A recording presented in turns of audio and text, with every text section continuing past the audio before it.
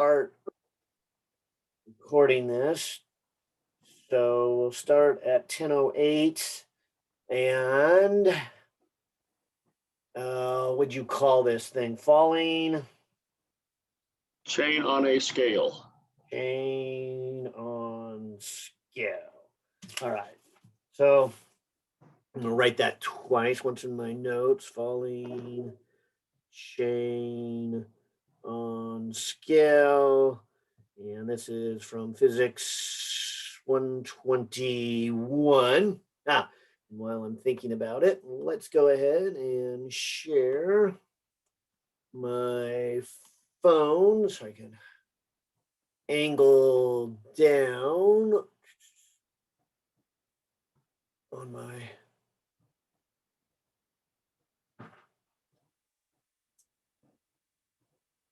yellow pad here, still spinning. Nice. Okay. All right, so there it says. This is 121. Fall in, ing, chain on a scale. All right, so coming back to the homework. Good. I'm glad I called up the homework for 121. And I think that was down at the bottom. Here we go. All right, so let me read it here. Give me a second here. It says a chain with a mass of 10.2 kilograms and a length of 2.05 meters is held at rest with the bottom link barely touching a bathroom scale. All right, I'm going to pause right there and just kind of help my thinking by saying, all right, what did I understand so far? And I guess I have here a scale, and then there's these links going up. Maybe I'll make it about that long there. And it's being held right in that position.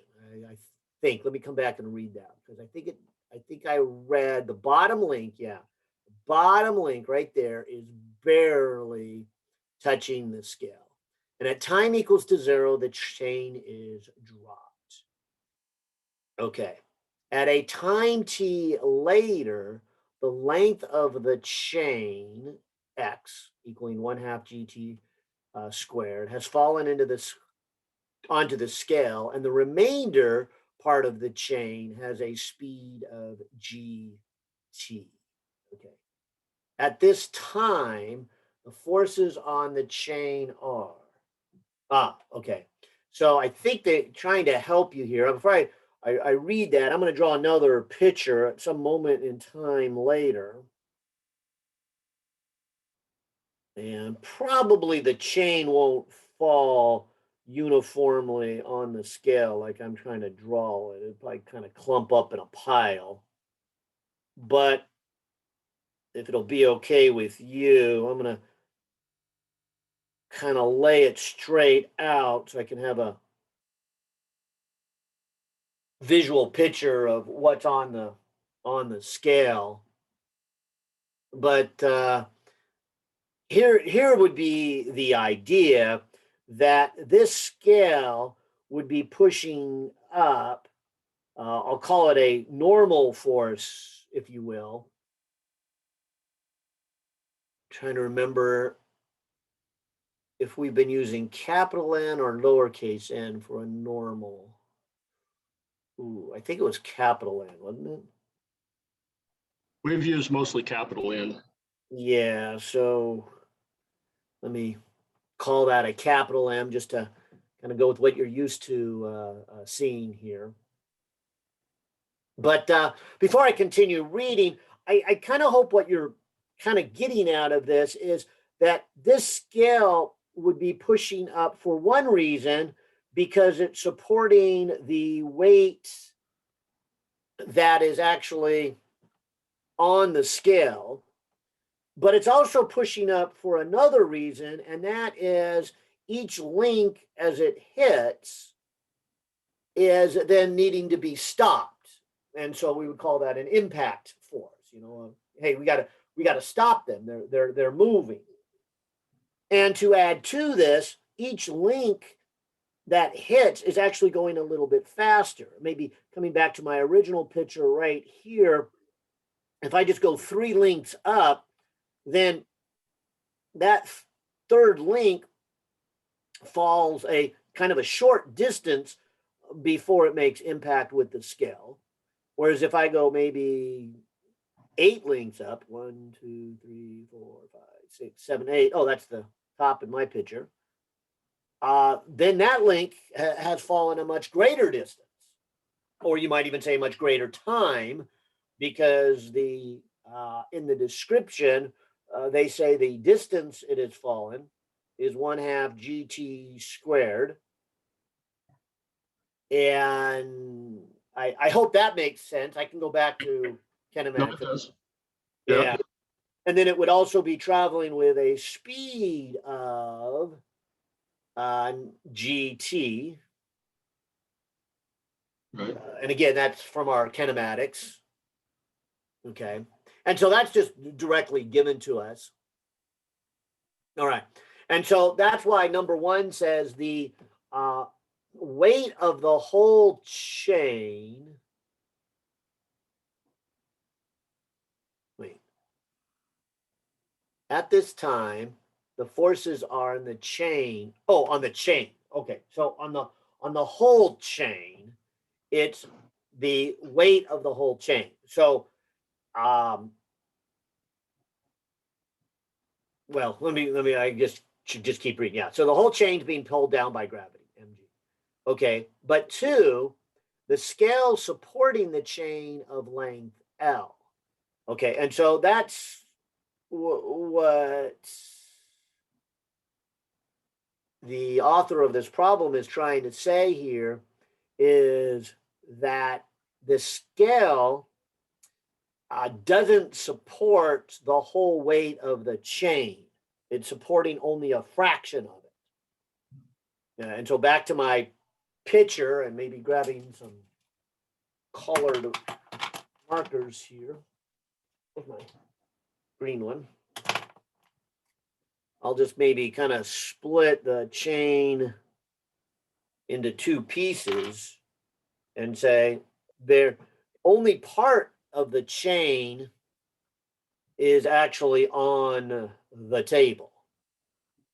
So if you go to,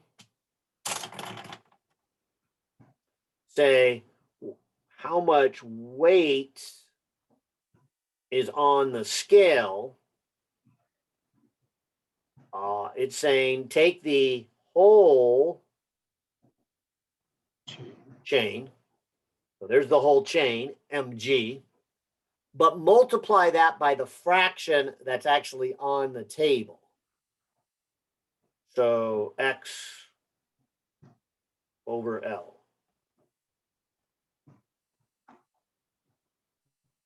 Because x is how much has fallen. I think you jammed up there. Oh no.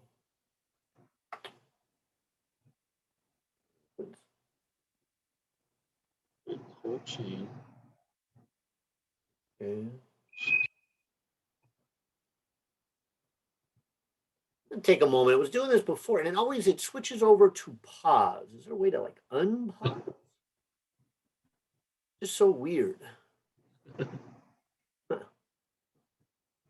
So why did you go into pause?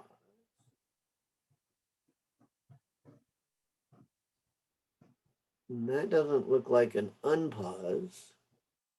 Bummer. Okay. Um,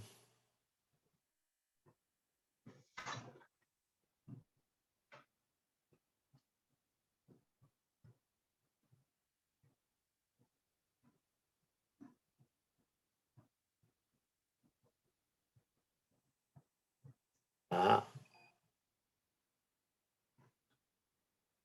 Let's come back over here. Meeting controls. Oh.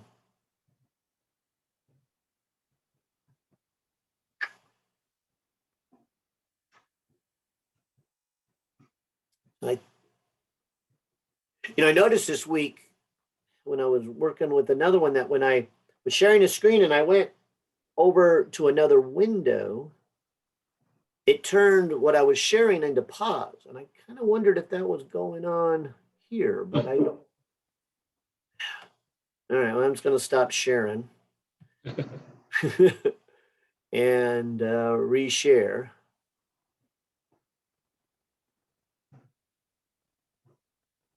But I wonder if there was a setting with the new updates I did that makes it jump over to a screen after a little while. That doesn't seem likely. I don't know. All I know is when it goes into this, when I switched windows, it did the same thing when I was helping somebody, and I go, oh, maybe that's the answer to my phone. All right. Well, I'll keep going here. So what I was saying here, right, as we froze, was that the weight on the scale equals, and so the first part, mg, is the whole weight of the scale, and this factor right here, x over L, is the fraction that is actually on the scale. Okay, right. So maybe that will help you, which I think is the harder part, is step 2. Step 3 then says the scale stopping the downward momentum of the chain. Scale stopping the downward momentum of the chain would be m v squared o upward. Oh, now where did that come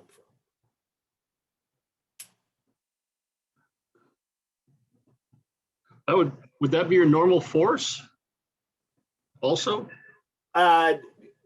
No, I don't believe so, because this is just the stopping. Go back to my picture.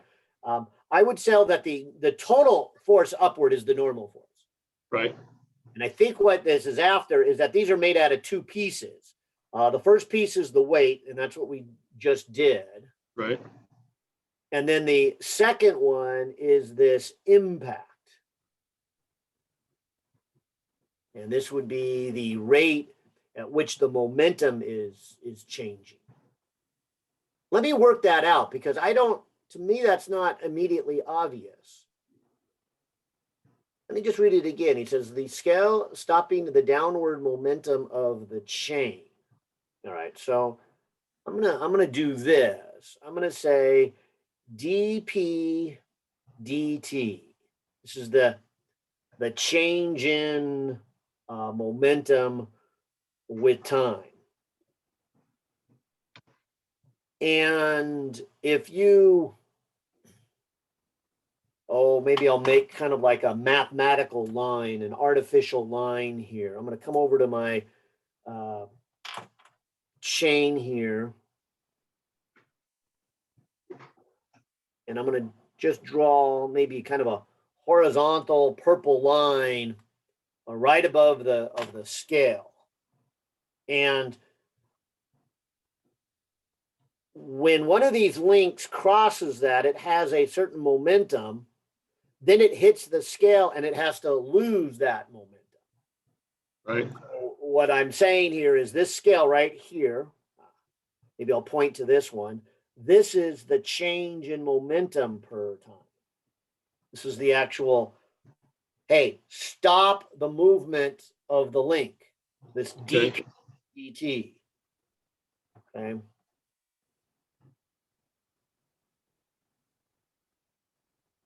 Okay. And so I guess I would write this with a derivative, and then the momentum is mv. Okay. Okay.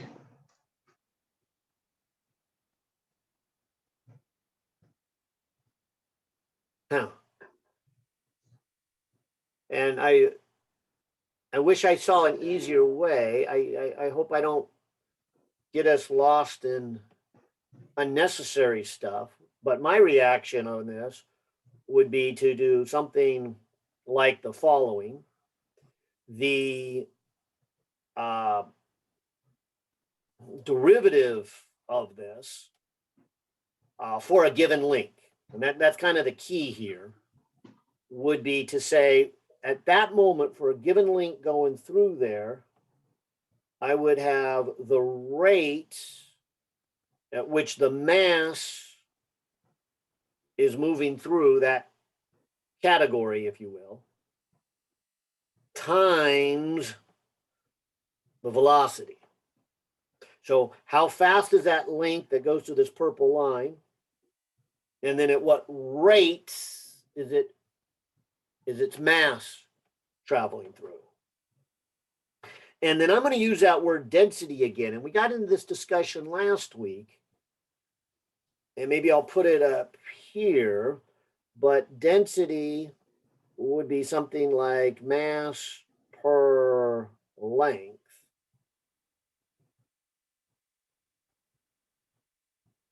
Which can be thought of as also a little bit of mass divided by a little bit of length. Because if you rearrange this, then density times a little bit of length would be that little bit of mass. And I'm going to use that right here for the dm. I'm going to write this as rho dx for the dm. It's still divided by dt times v. And then now I'm going to regroup that dx dt and call it rho, and then that would be a v squared, because that's a v together with that v.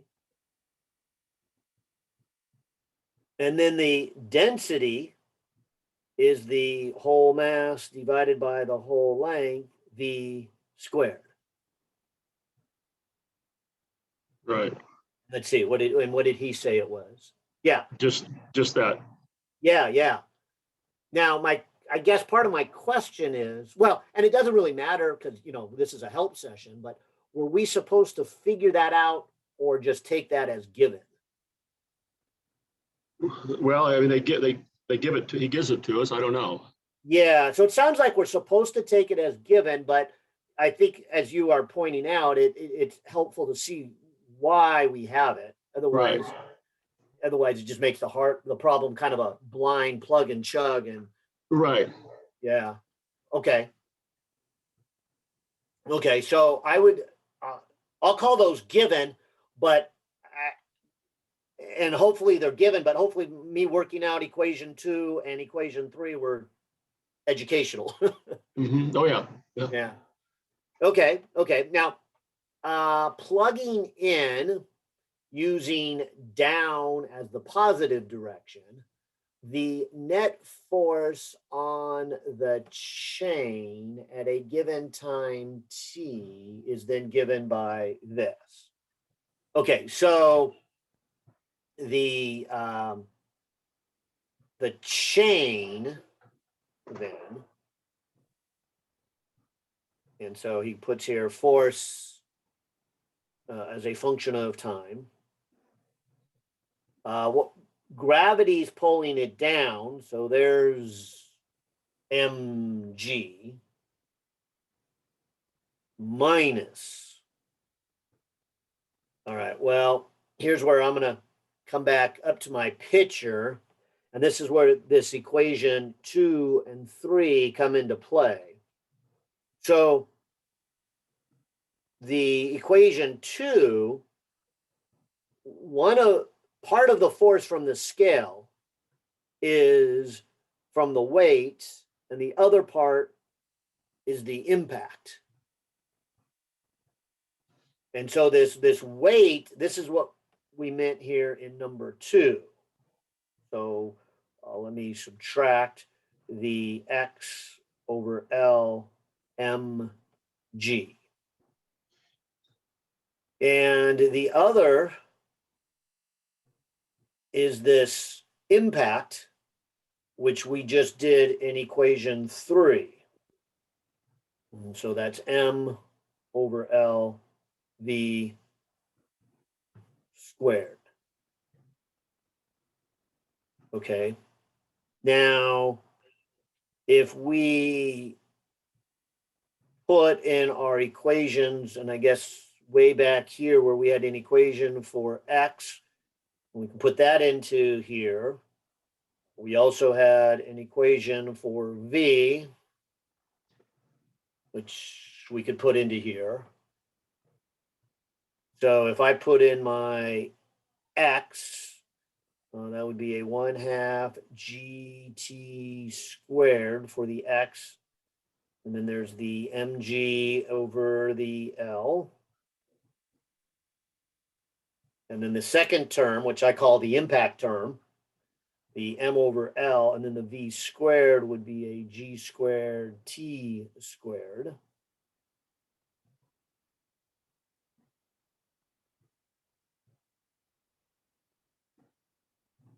Mhm.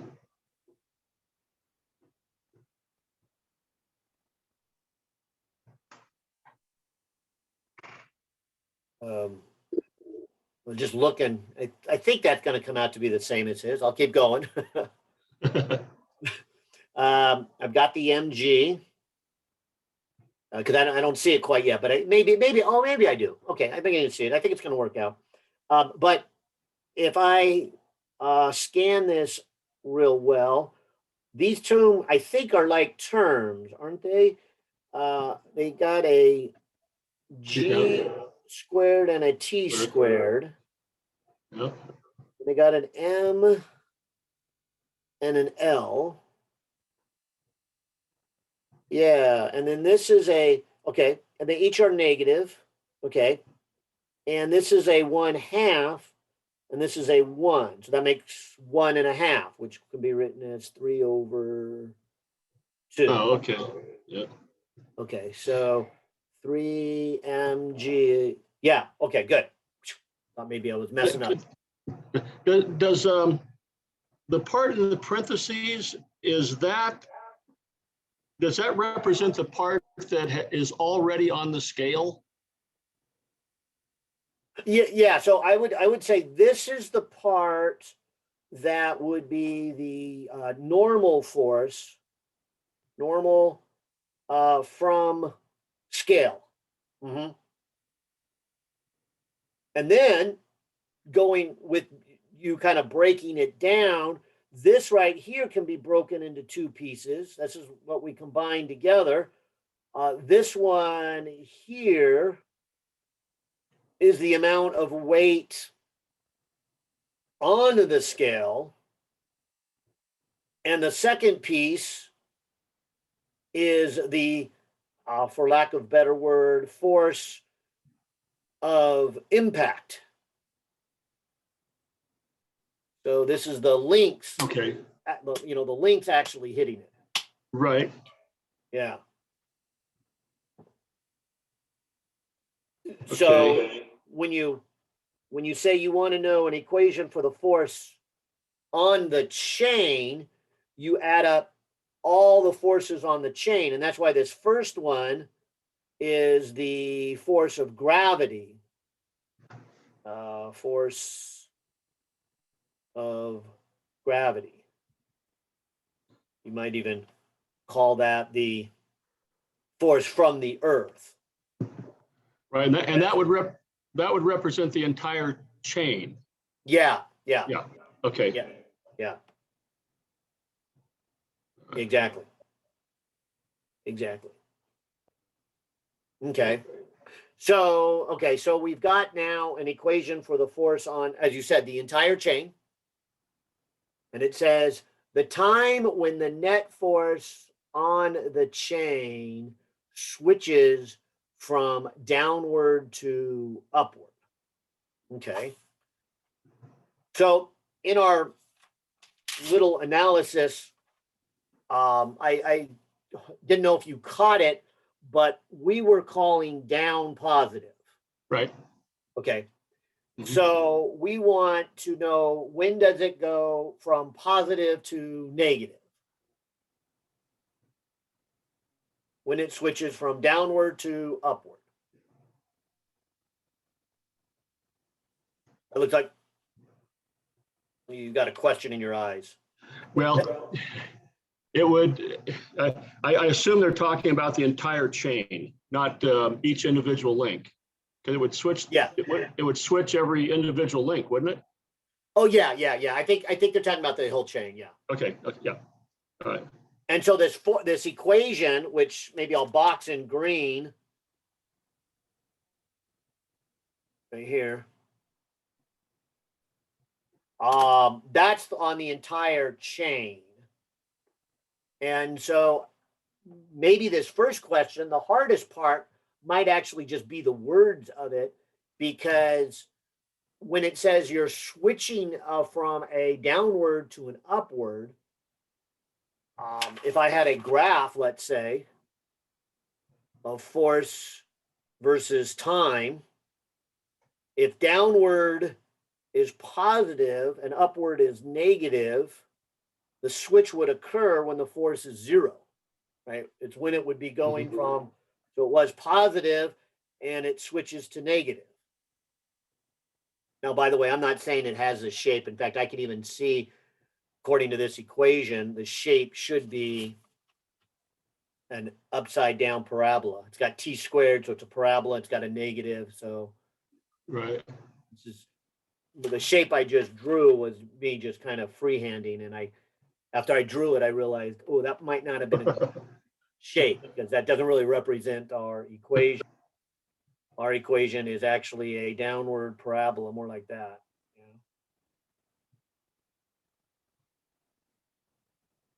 But what I did want to say then is that first question was a lot of words just to get to the point of set this force equal to zero.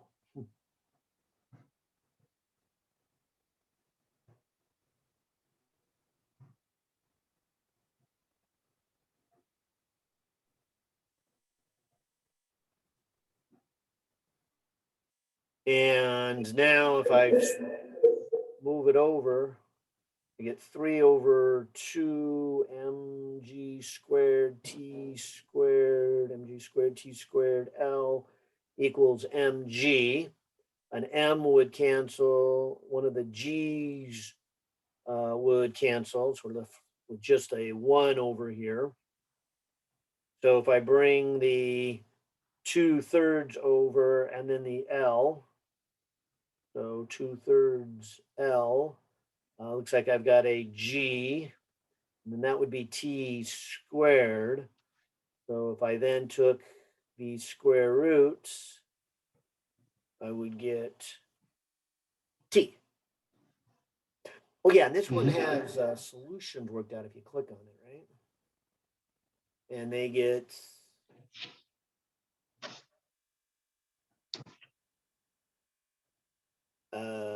oh, interesting. He didn't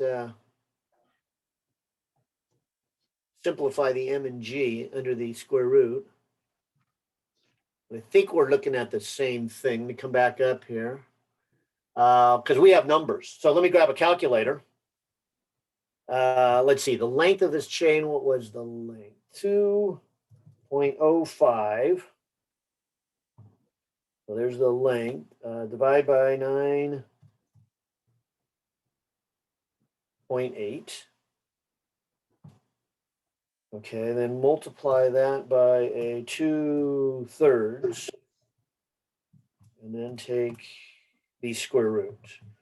All right, so as far as a number goes, I get 0.373. Nice. I think we jammed up again. Okay. But I'm going to look. Oh, good. And 0.373 is the answer. Yep.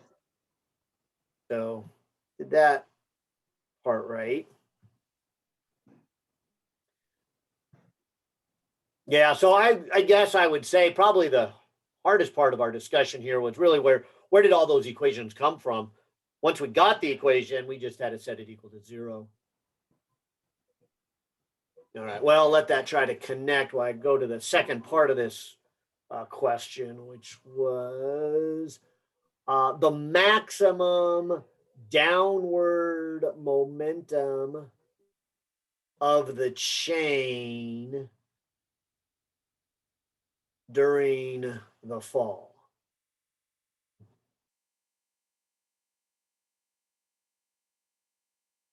Okay.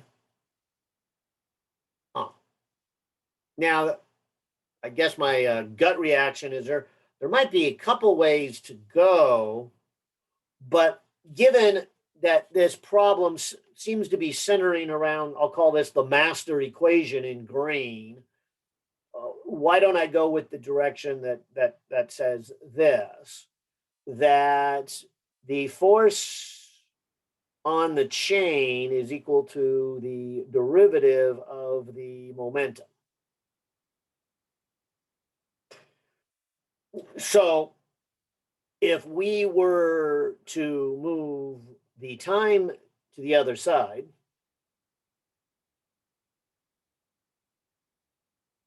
and then integrate, we would have an equation for momentum.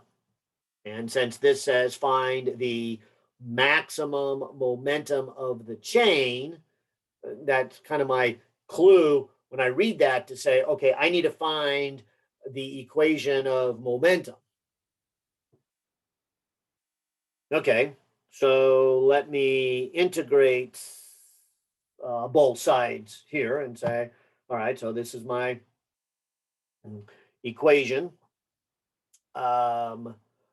Maybe since I'm integrating with respect to time, I'll put some limits here. I'll say, let's start at 0 time, and then just put some other moment t in time.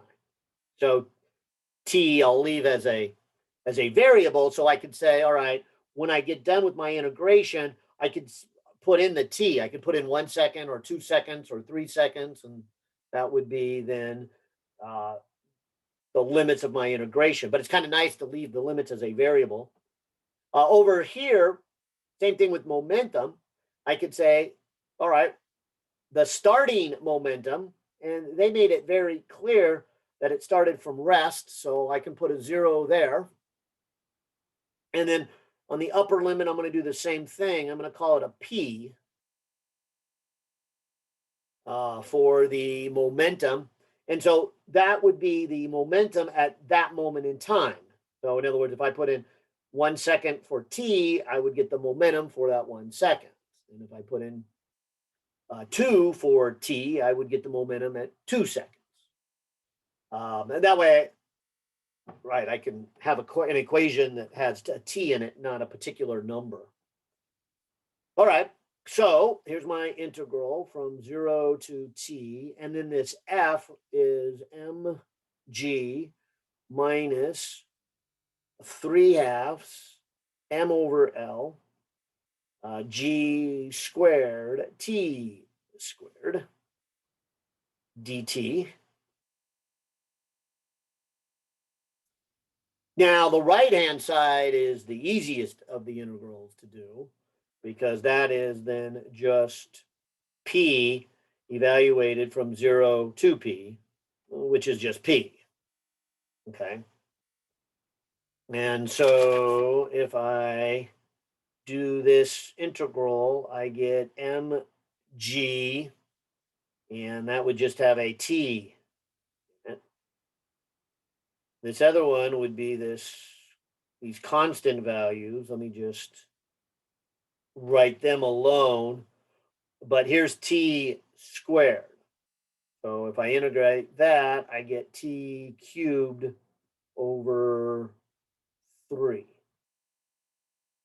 equals p. Oh, kind of low on my screen, huh? All right, so there is my equation for momentum. Now, it also says that we're not really looking for the momentum. Didn't it say maximum? Yeah, the maximum. Okay, so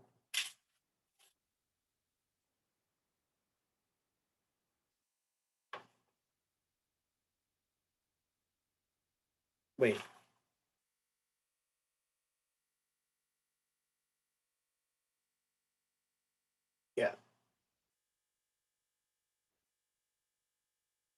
the maximum downward momentum.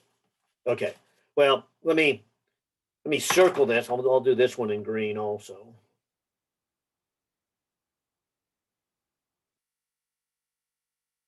But here's kind of an interesting question is, okay, now, how do you get the maximum of a function? Well,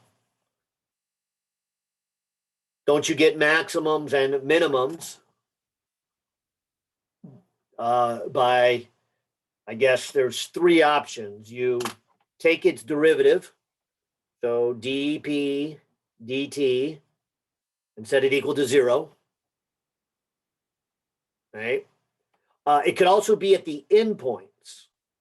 So in our case, it could be when the chain was first dropped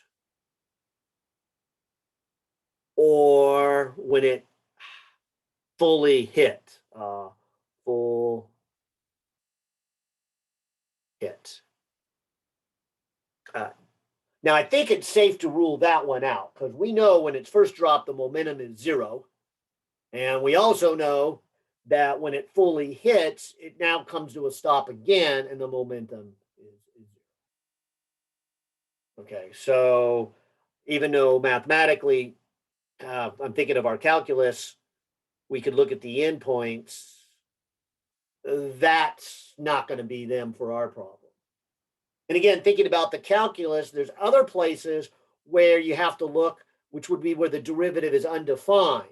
But again, coming back to our equation, there is no place where our derivative is undefined. So maybe I made it that harder than it had to be. Undefined. Well, I'll just cross it out. All right. Bottom line is that brings me back to there. Now, let me also point out then that isn't that really then the force?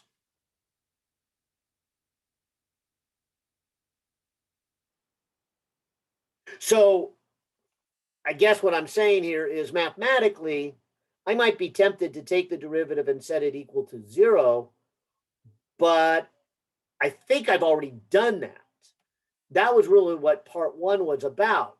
Right, so I'll go back to the question. Part 1 said that the time when the net force is equal to 0. Yeah. And in fact, if we just kind of think about the physical part of this, when there is a positive force, and so let me come back to our little drawing. Oh. Okay, buddy, why did you freeze? Maybe it is time to find a different way to connect because I'm not really liking this. You running into technology issues today? I am. They're not technology issues. They are human growth challenges. That's a good way of putting it. That's a positive outlook there. All right.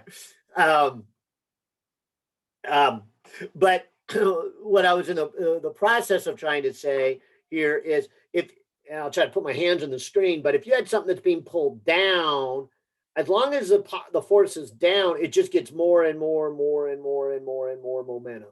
Mm-hmm.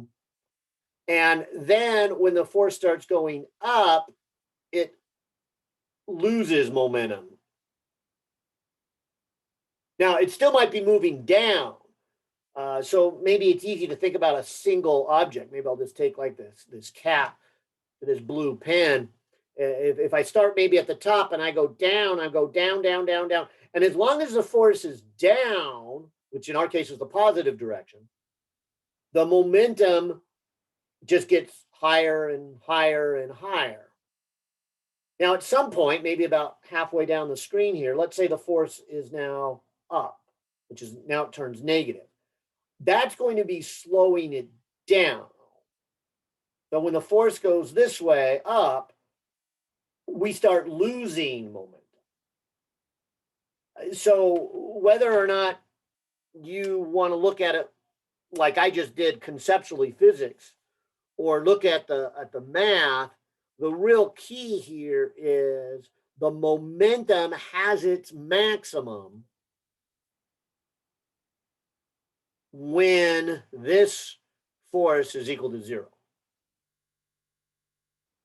So that's why I'm not going to take the equation for momentum that I just derived and take its derivative, set it equal to 0, and figure out what the time is. I've already done that. Mhm. And so that's what part A is. So what I will do instead is say the time I just calculated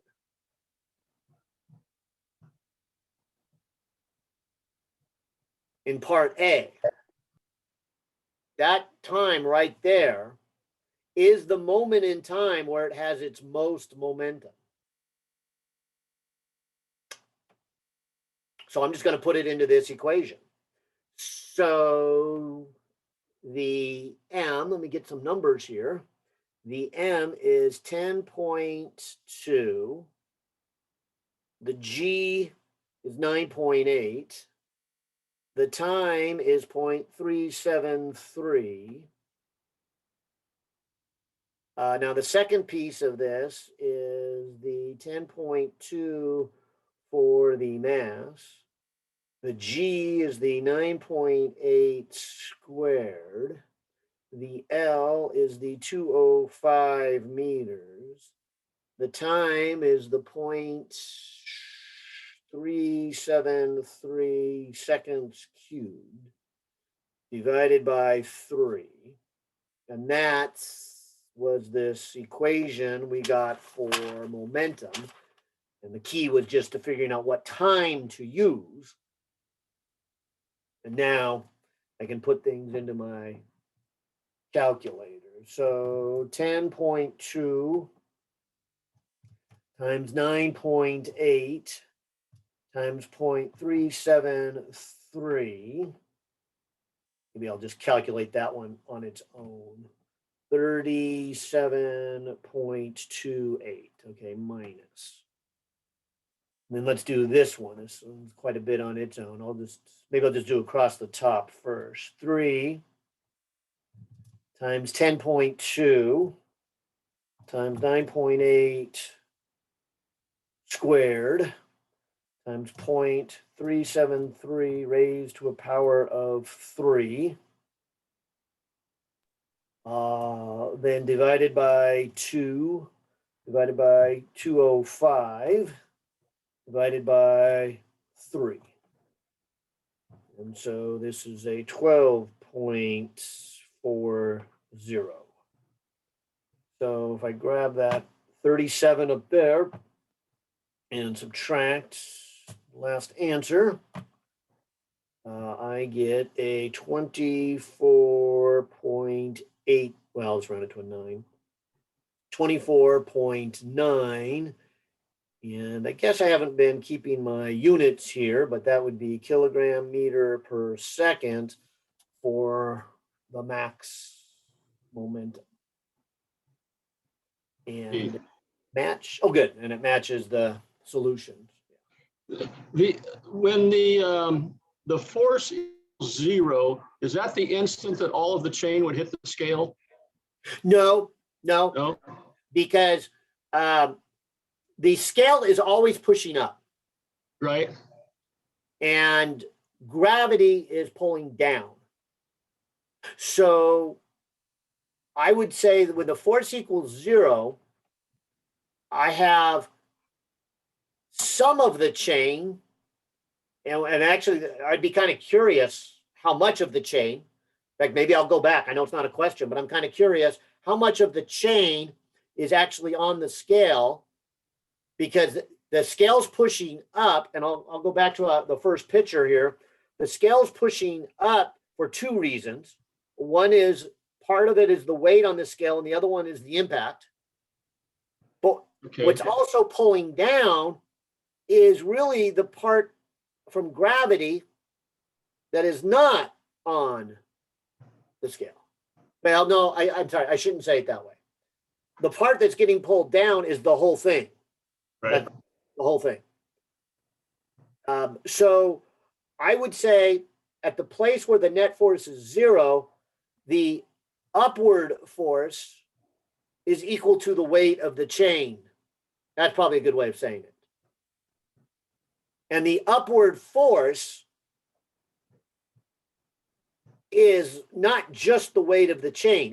In other words, if you forgot about this impact force, Mm-hmm.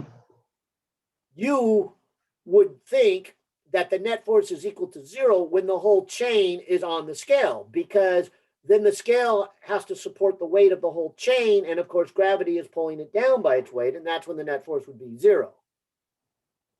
But for something that's making an impact, the upward force is the weight. And when I say weight, I don't mean the whole chain. I mean the fraction of the chain that's on the scale, and then the impact. So when these two together are equal to the weight of the chain. Okay. And yeah, this actually turned out to be kind of a fun problem here, in the sense that what is X now? You know, how much of the chain is actually on the scale?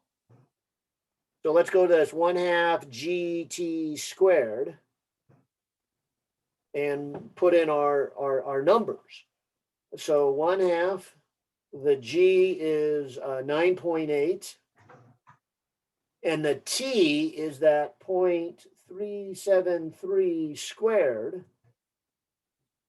And so we're looking at a length of 0.682 meters. So that's not even 1 meter. Now remember, the chain itself is a little over 2 meters. Mm-hmm. So this, I'll do it as a fraction. This is not even half the chain. So I divide that by 2.05. It looks like 1/3 of the chain. 0.333.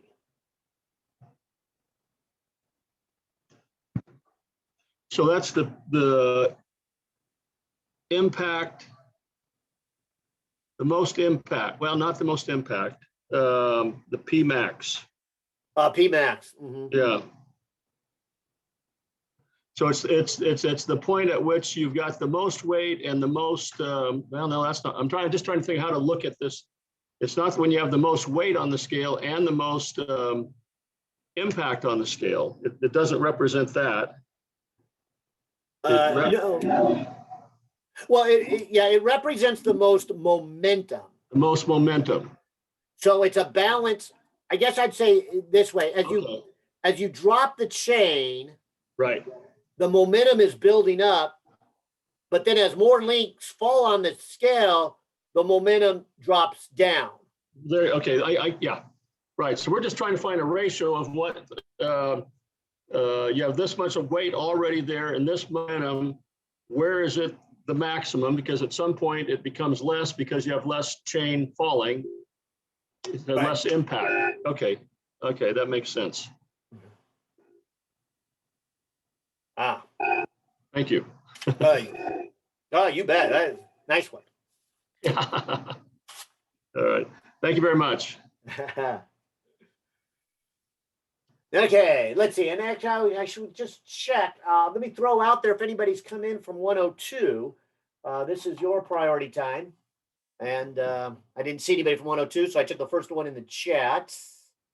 Now I'll go over to the second one here in the chat. And I think I saw Hunter's, right? Yes. Okay, Hunter. All right. So we'll do an optics one here. So let's see. Chapter 35. Oh, 35. Okay, I need to call that one up. I think I called up chapter 36, but that makes sense. That I still need to catch up. Yeah, I didn't want to say it that way because I don't think, just if you're not done with 35, it's not that, yeah, it's not a big deal. But I guess technically, Yeah. My plan is to catch up over spring break. Yeah, Same here. yeah, this is the semester that, and usually I say it more for the 121 people. I say it's really good when spring break hits because they're getting into the really hard stuff and just at the right time. So having 121 during the spring has a little advantage in the sense that you get an extra week, or breathing room, whatever you want to call it, uh, right at the hard stuff. Now, for us, we're going to be doing some hard optics, but I think our break would have been better during the hard thermodynamics. But anyways, I'll let you guys decide if the optics is harder than the thermodynamics.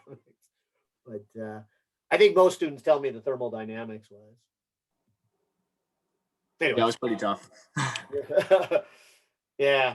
Okay, so let me write this down. So chapter 35, number 40, and we're getting started here at 10:59.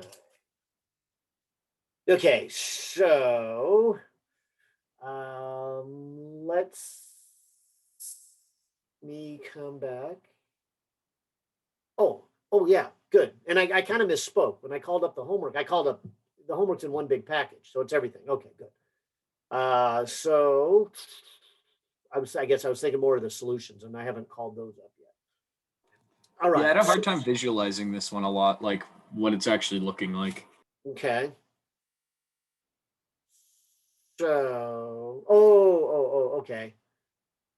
Ah, I don't know if this helps. I got a million of these old things, huh? But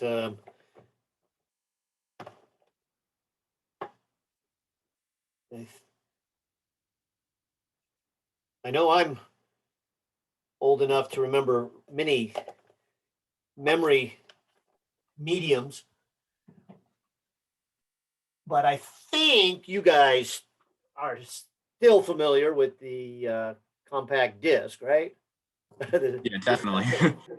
Okay, so they haven't been out of that long, but let me just hold it here and read the question. But here's what it's trying to say. It says a digital video disc records information on a spiral track. Now, I suppose I should be careful. This is because the CD and the DVD are a little different. And I picked up a DVD. Do I even have a CD nearby? Oh yeah, I know. Maybe you guys will like this.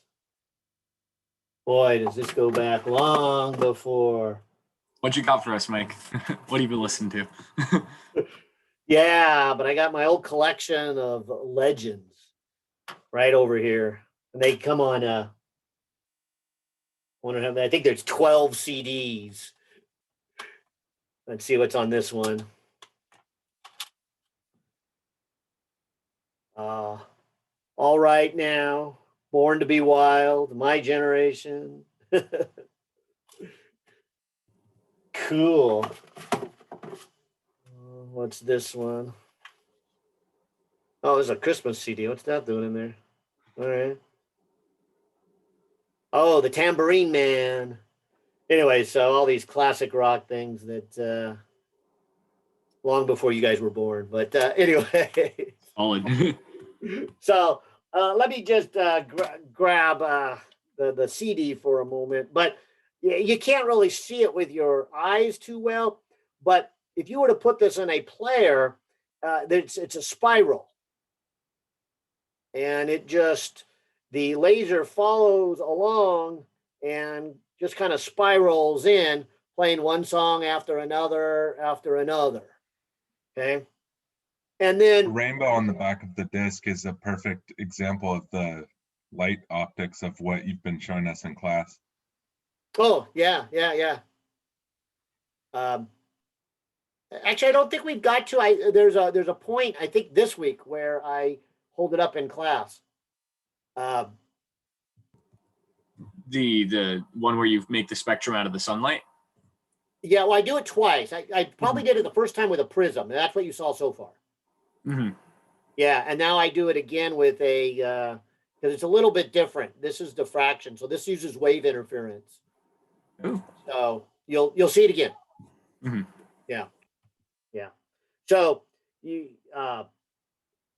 so what you saw is dispersion, and that's a little different than diffraction. So maybe I'll just kind of give you a heads up on that. Be careful with that because what you saw, the rainbows you've seen so far have been dispersion.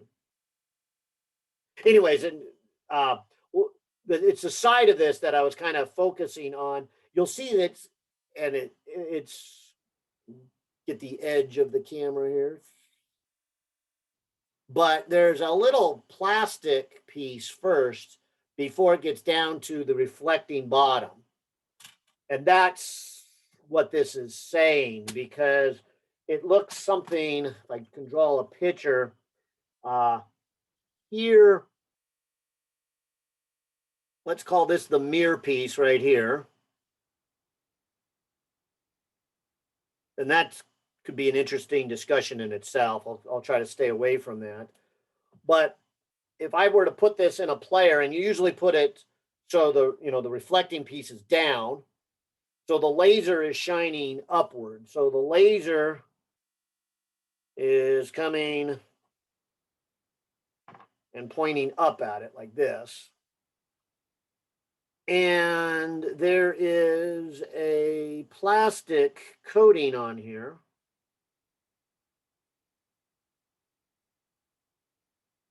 Because this laser light comes in and it hits a lens. I'll put a convex lens. And that tends to make the light focus. And if there wasn't this plastic coating, it would focus to a point maybe right about there. But because of the plastic coating, it refracts.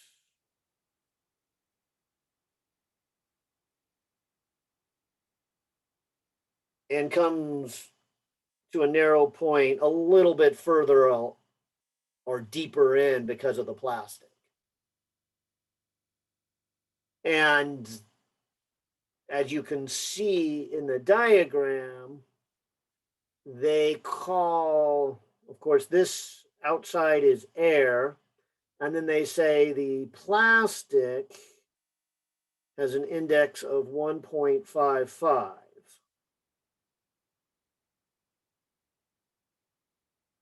And so I probably will redraw my picture so I can show you better. But they call this angle coming in from the air theta 1. And then, of course, it refracts, and this is theta 2. And that's what this chapter is about, the law of refraction. Well, both the law of reflection and the law of refraction. So completely understanding how the CD or the DVDs work is not really important. But understanding what they're after is important, and they're trying to give you a practical reason. In fact, let me read it here because I might be missing something. It says a digital video disc records information on a spiral track. So that's where it's recorded. It's recorded on a reflective surface, a mirror surface, and it makes these little pits and valleys. So it either reflects or doesn't reflect. Okay. And they say that this is approximately 1/1,000,000th of a meter wide. So what they're trying to say here is you want your laser beam to come in and to be focused, what they call a distance A, at 1 micrometer. The track consists of a series of pits in the information layer. The scattering light from the laser beam sharply focused on them. The laser shines in through a transparent plastic of thickness 1.2 millimeters. So this plastic piece is 1.2 millimeters thick. And that looks about right. Of course, well, this is a DVD, so this is a different colored laser. So it's probably a little thinner on this one. Okay. And an index of refraction of 1.55. Assume the width of the laser beam on the information must be 1/1,000,000th of a meter. So that's what I was saying. You're trying to get this down so it focuses on just one track. Because the next track over is, other information and other information. And so you can imagine if you take this and you make a spiral that is only 1/1,000,000th of a meter thick, that's a long distance you can have on this. And that's how we can get 4.7 billion bits of information stored on here. Because it's so tiny. Now, again, this is a DVD, so the original CD is like 700 megabytes, so it's not even 1 gigabyte. So this is about 5 times bigger, and the reason is the track is 5 times thinner. But anyway, that's how our optical recording devices, which now I guess I have to call them old school recording devices, worked. Okay. So let's see. Where was I? So assume the width of the laser beam information must be 1 micron thick to read from only one track and not from its neighbor. So again, you want to get this beam narrow enough that it's only reading on one track. Because obviously, if your light starts shining, your laser starts shining on the adjacent one, your data gets mixed together and you get gobbledygook. So, all right. If that happened, would it like sound like how it sounds when your car radio is fighting with like another radio station? Like would it like be trying to play both? Like say you had 2 songs and the laser was hitting both songs, would it be trying to play both songs at the same time? I don't think it would work that way because it's not analog.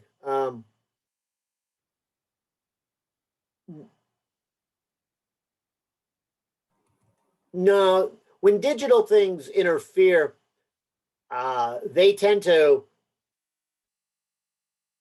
well, be glitchy, if you will. It tends to give information that means nothing to it, and so it just kind of craps out. You don't get both.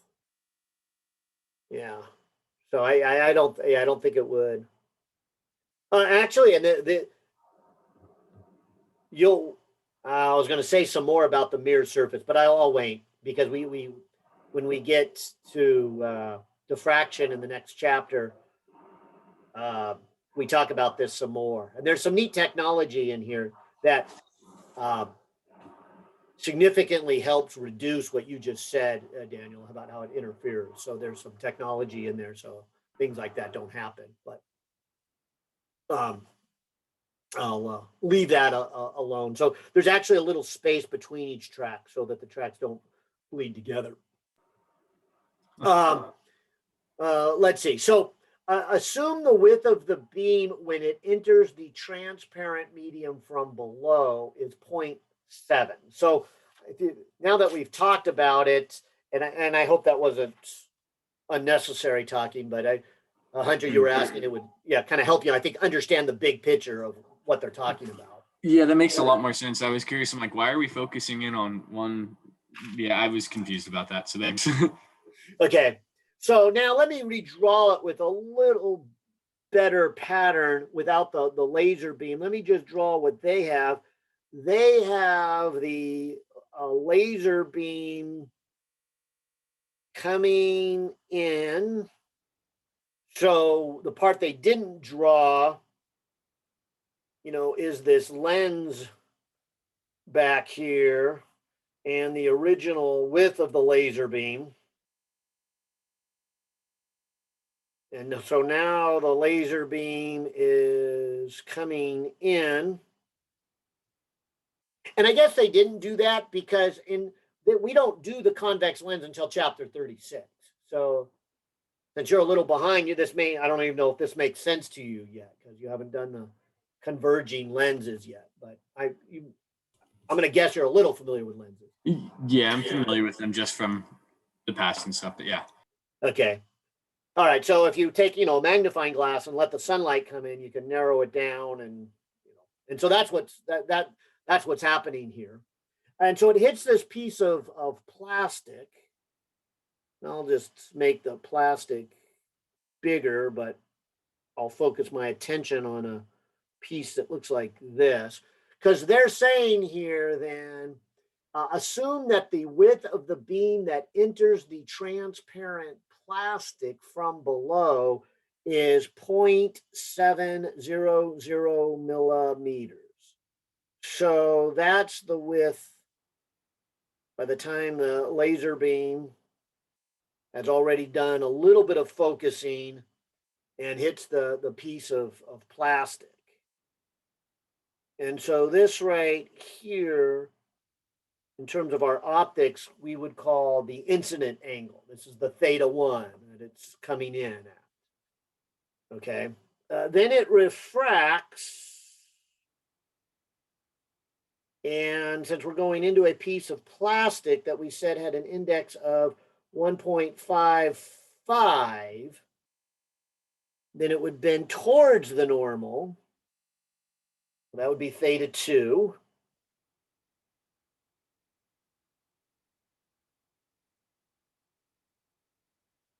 And so by the time it hits our reflecting surface, which is often called the recording material, it has narrowed down. And then they said this is 1 micrometer, 1/1,000,000th of a meter. And then remember, they gave me this dimension, which I forget what it was, 1.20 millimeters.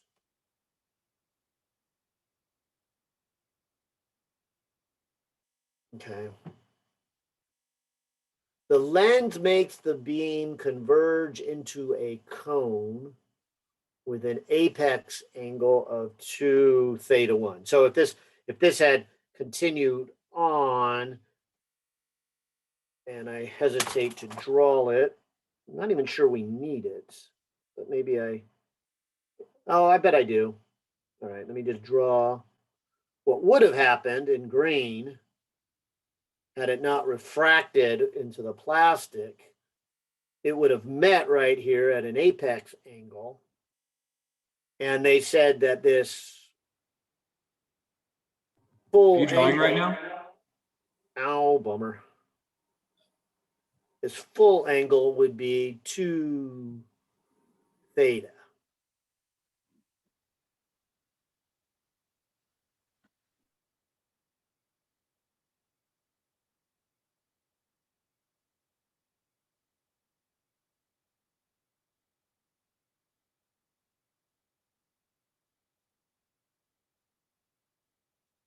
All right, let's work on reconnecting here.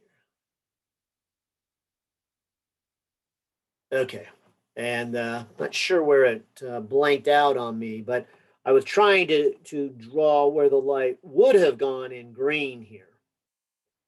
And it would have been meeting at what they call an apex angle of 2 theta here before entering. Okay, but it says here, find the incident angle theta 1 of the light at the edge of this conical beam. This design is relatively immune to small dust particles and degrading of the video quality. Particles on the plastic surface would have to be as large as 0.7 millimeters to obstruct the beam. So one of the reasons this technology was chosen is if you just had a piece of dust on the surface like that, that's smaller than 0.7 millimeters, most of the beam gets through just fine. And so small dust pieces have no effect on it. So that's the idea of the technology. One of many ideas of. And that works because you have a really wide point of entry, but it focuses to a really narrow point of inside. Right, exactly. Okay. Exactly. Right.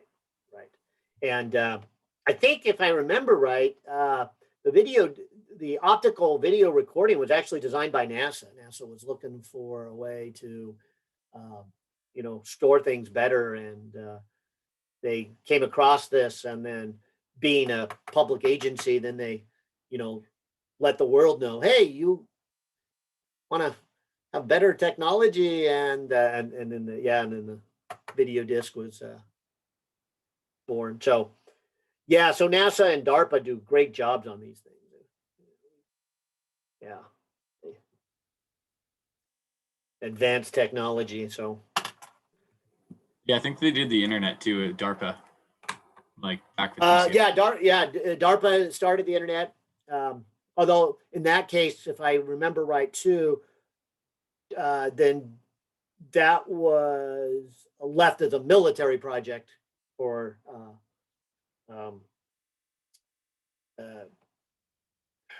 I'll call it national security reasons for a while.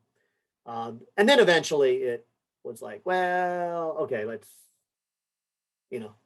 have the world have it. Yeah. Yeah. Oh, no, not the internet. No, I'm sorry. I'm thinking GPS. Sorry. Yeah. So what you said was right about the internet, but what I was thinking was the same thing. DARPA developed the GPS and then left it for the military, and the military had it on its own until, when did they release it? It was about 92. I remember hiking, and the first time they said we could use the GPS system. It was like, yes, finally. Of course, now you don't think anything about it on your phone. You just go down and say, oh, what's my longitude and latitude? Oh, there it is. Yeah, no, it's still not that great sometimes too. Okay, well, I'm afraid I might be turning into this to a longer problem than need be, but I got the impression your question, a big part of your question was, I don't really know why we're doing all of this. And so basically all of I was doing is I'm trying to talk about the technology. Now let's answer the question. So to answer this question, I would do this. I would say, look at what in your drawing they call this B right here. And I claim we can figure out what B is, because they told me this whole thing right here is 0.7 millimeters, and that this little piece right here, I'll put another B over here,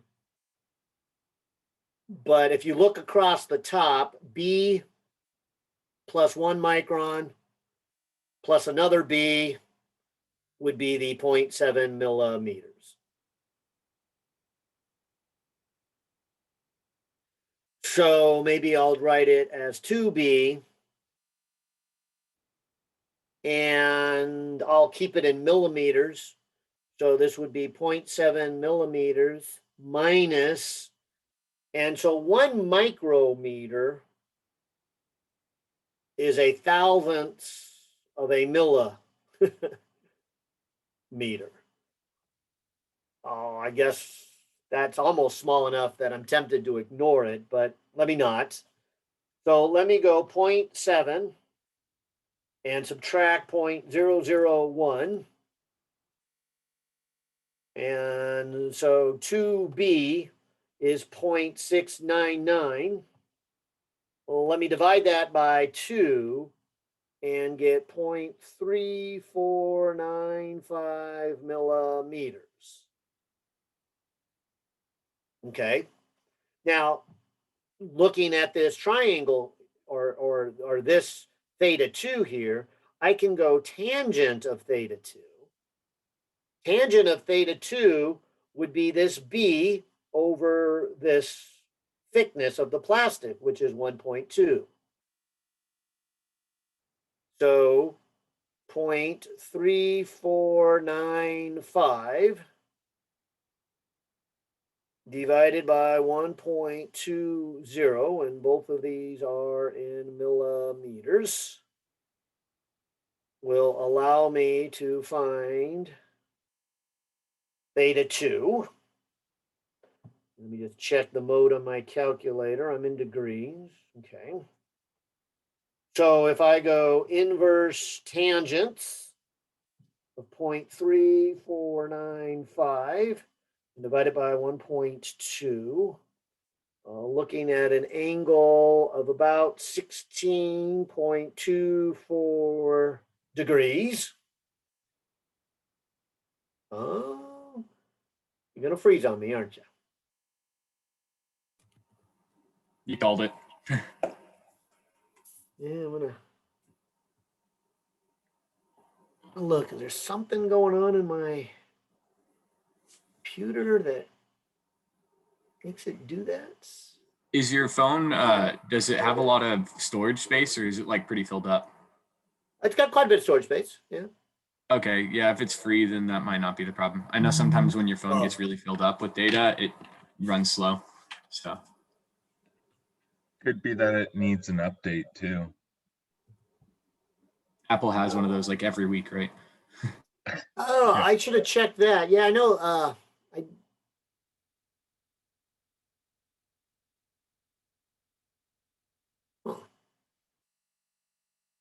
So I'm guessing the after this part, we're basically going to use the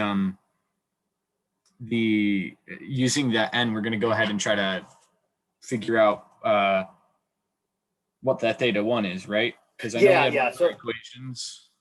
yeah, for- so the last part is Snell's law. Mhm. Is that what you were thinking? Yeah, that's what I was thinking. Uh-huh.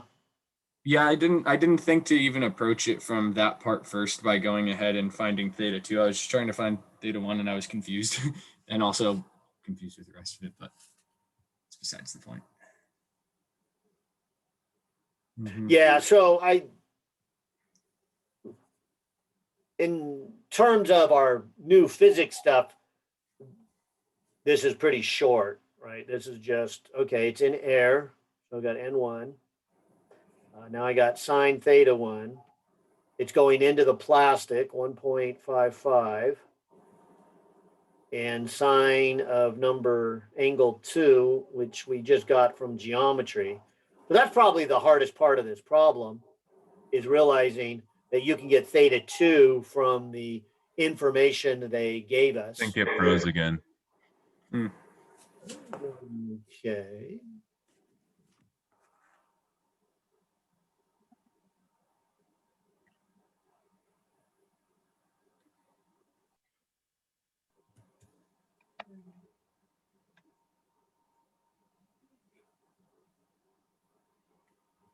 And I keep telling myself maybe I should look into one of those ones that connect right to your computer, USB. Instead of So using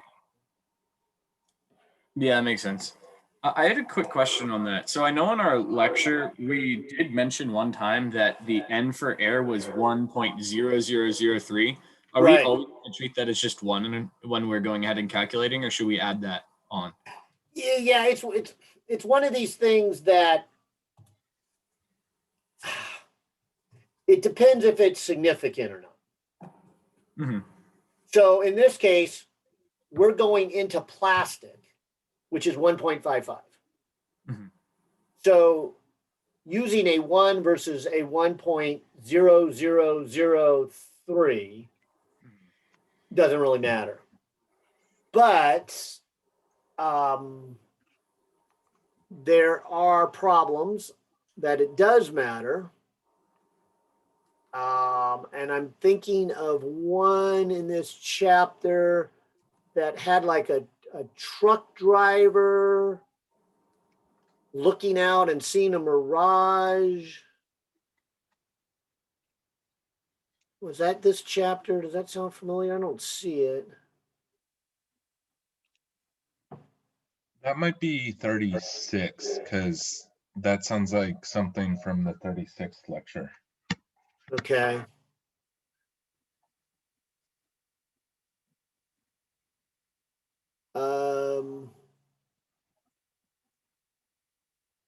Okay, but 54 might be kind of the same thing. See, because what they're talking about is the difference between outer space, where you have a material, which is really a vacuum, and so index 1 is 1, and you want it to bend, so you need a different than 1. You need a 1.0003.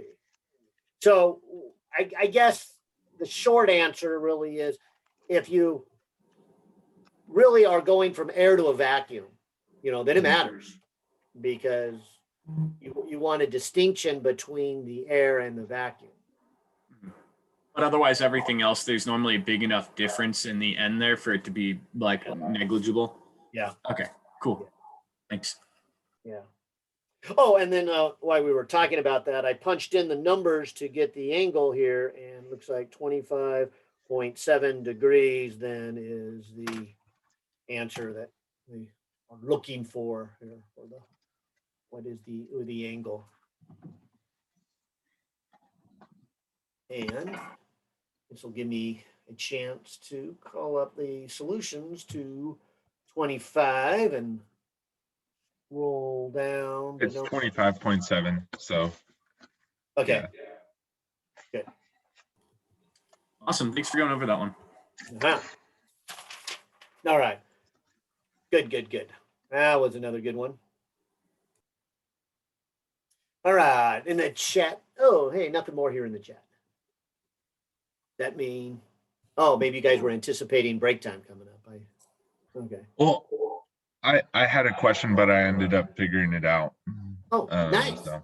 Those are the best ways. You'll never forget it when you figure it out. Yeah. Hopefully. Yeah, we'll see. All right. I got to go to my math teacher's hour. So I'll see you in an hour. Sure. Which math class you in? 210. 10. Okay. And then assuming I pass this class, I'm gonna take 220 in summer. Okay. Nice. So we're back here at 12:30, right? All right. Yeah. Why don't we take our break and come back at 12:30? Awesome. See you then. All right. Thanks. See you guys.